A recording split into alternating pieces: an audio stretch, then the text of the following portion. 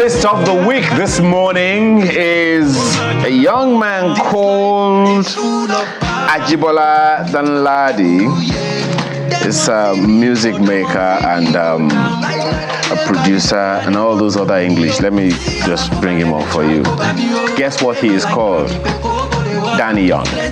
Thanks for joining us this morning. Good morning, sir. Unfortunately, we don't have any drum rolls yet. Ajibola what? Ajibola Danladi. Olumuyiwa Danladi.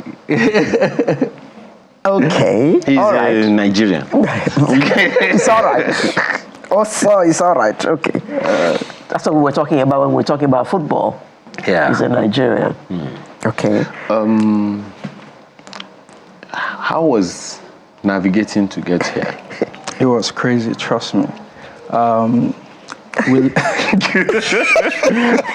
First off, navigating towards Tomiland Bridge from Ikoyi was hell. But we managed to get on that road, and at the end of the day, we saw it was blocked by police vans and everything.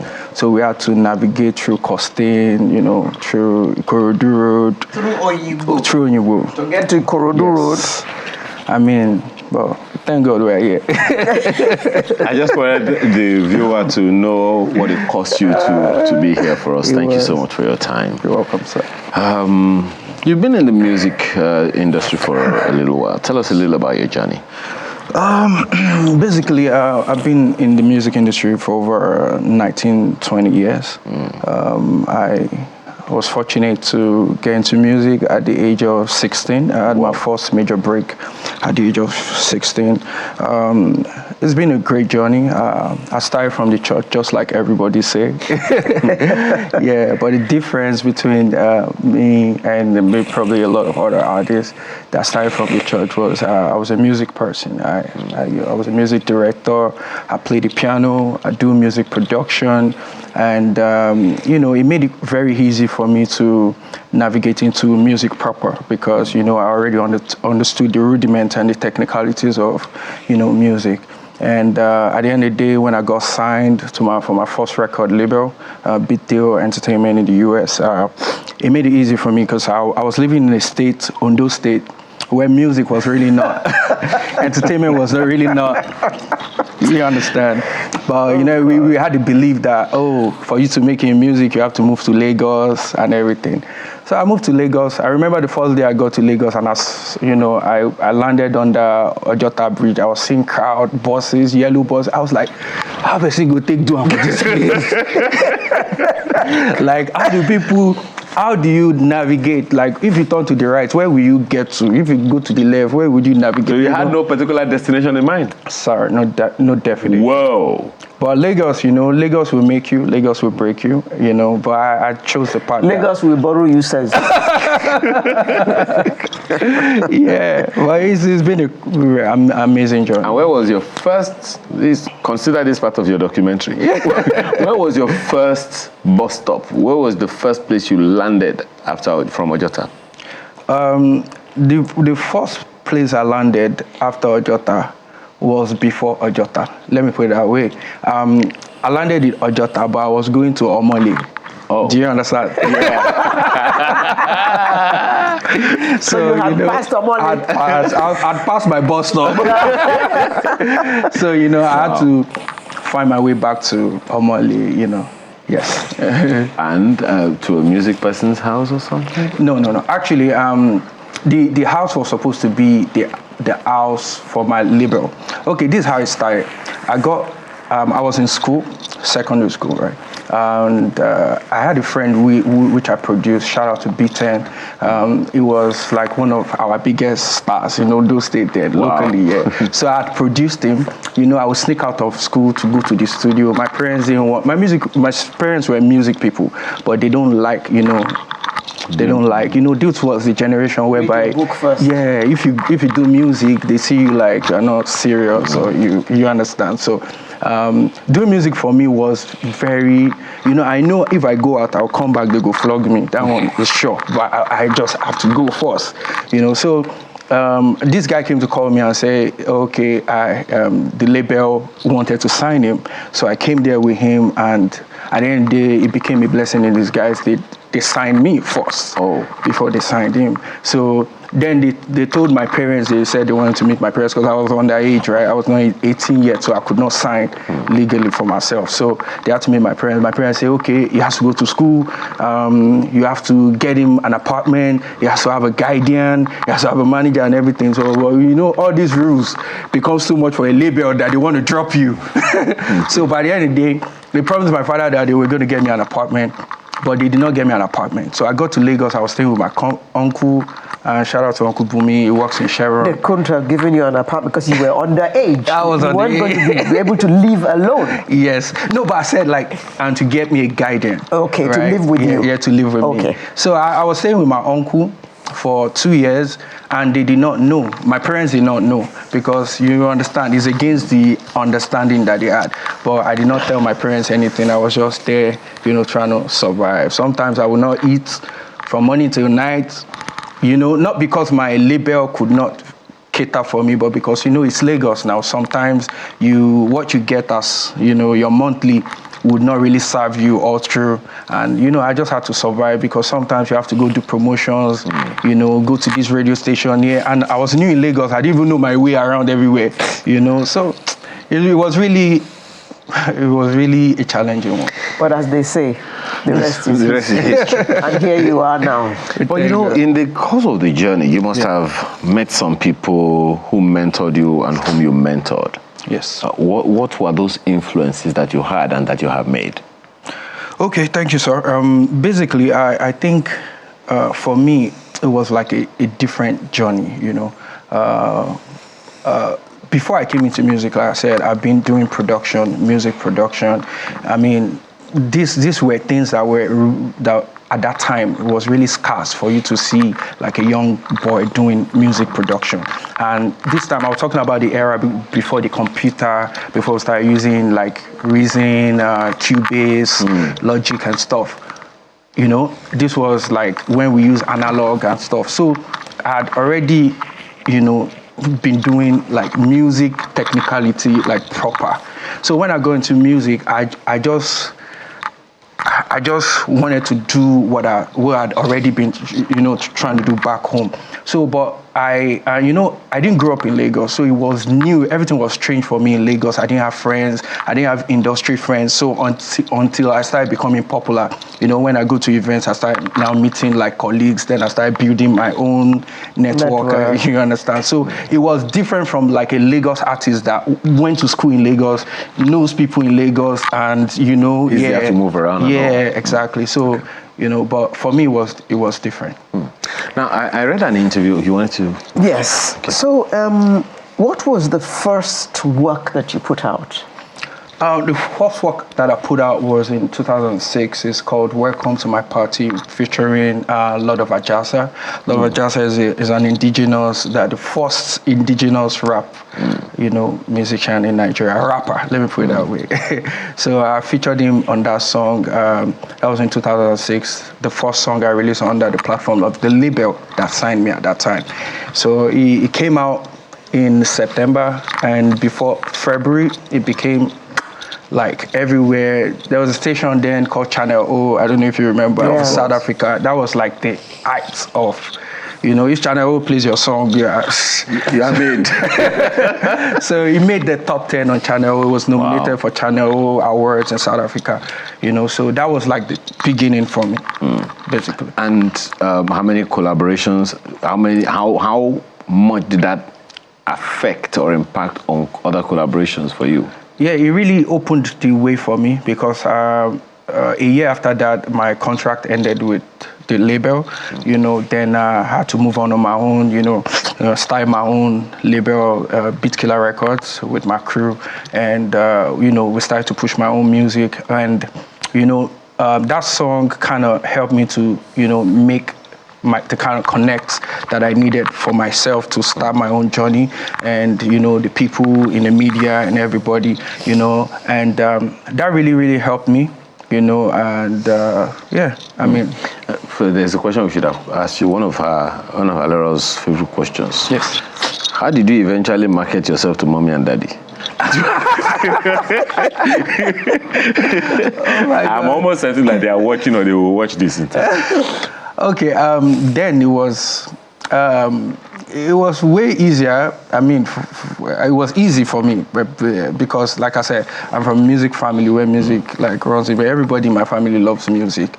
But like I said, the most important thing is you have to go to school and do, and be well guided. There was a time whereby, if you cannot be seen with smoking cigarette, like smoking. But today you have seen every music video, it's become like a norm, like nobody cares. Do you smoke now? No, I don't smoke. Even if you did, you would, because I'm sure your mother is watching. Oh my God. So,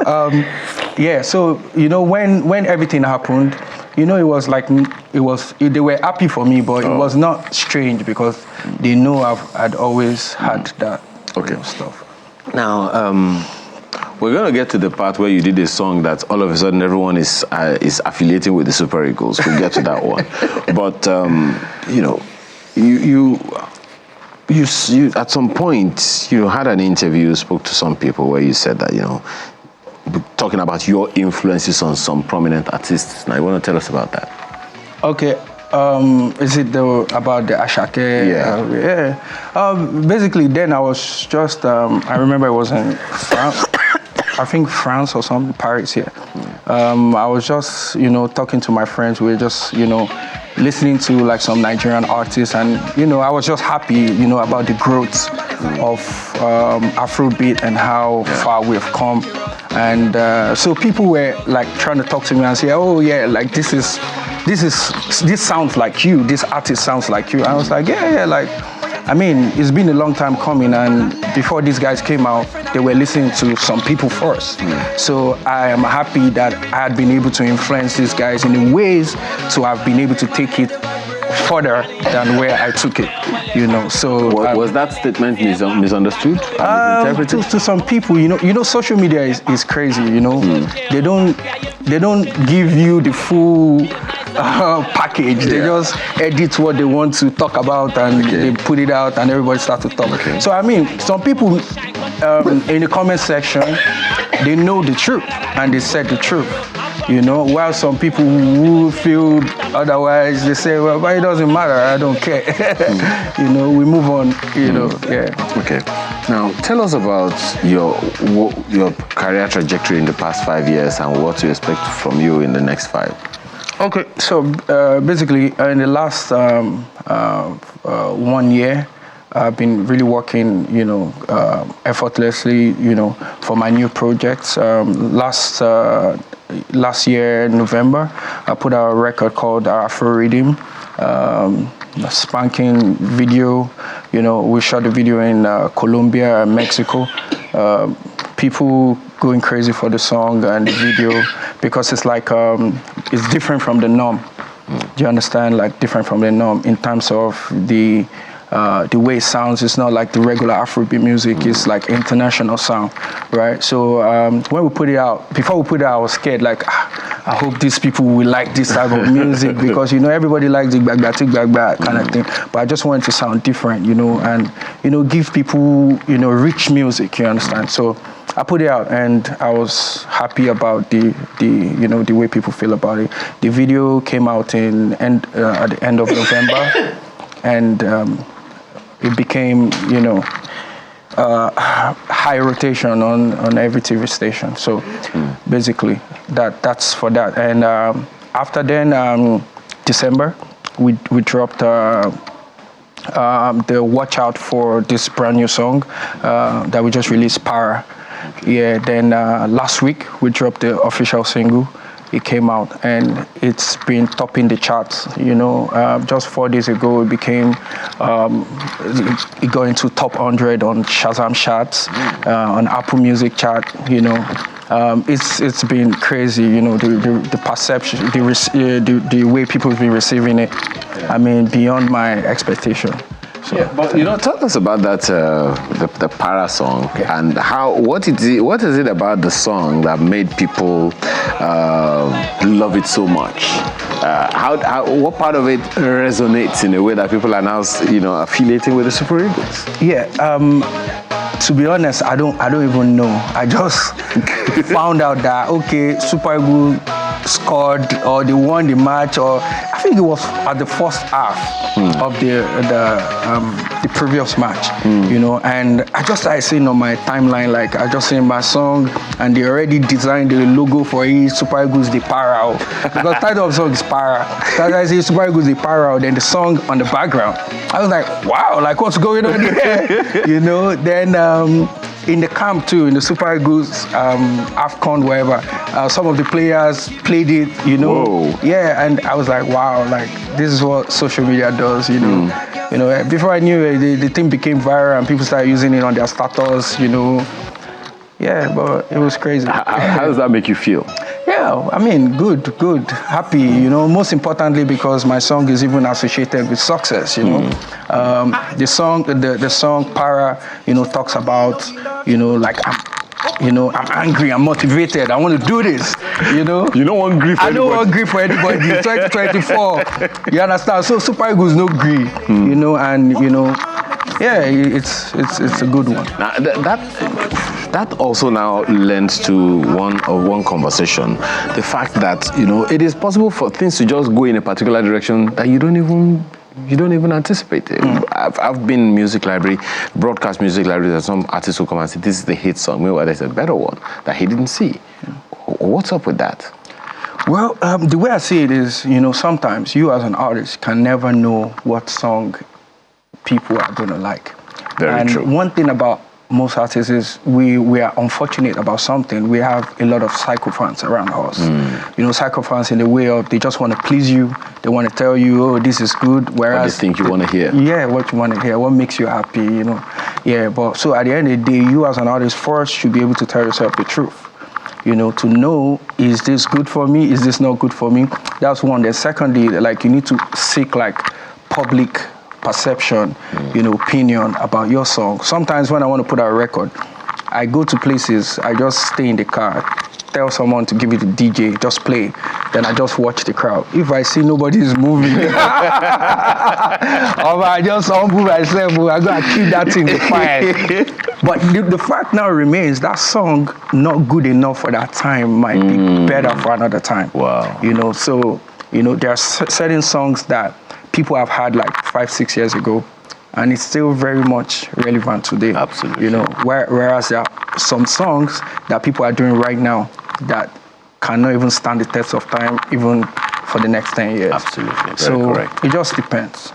Now, quick one before we exit. I want you to speak to that issue that we raised earlier about healthy music. It just so happens that we're talking about music today. A music artist here when we spoke about healthy music for children earlier. Talk to us about that. Growing up, a good number of artists today themselves, they had the privilege of listening to music that was healthy and all of that. But it seems like these days it's difficult. I mean, you really literally have to struggle to get clean music, so to speak. What do you think is responsible for that? Do you think it can be reversed?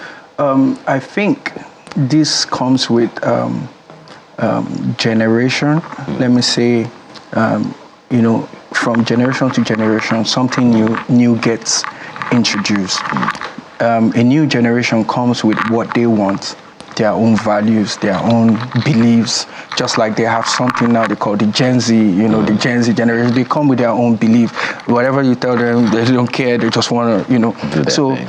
And I think that influences the artists, musicians, productivity.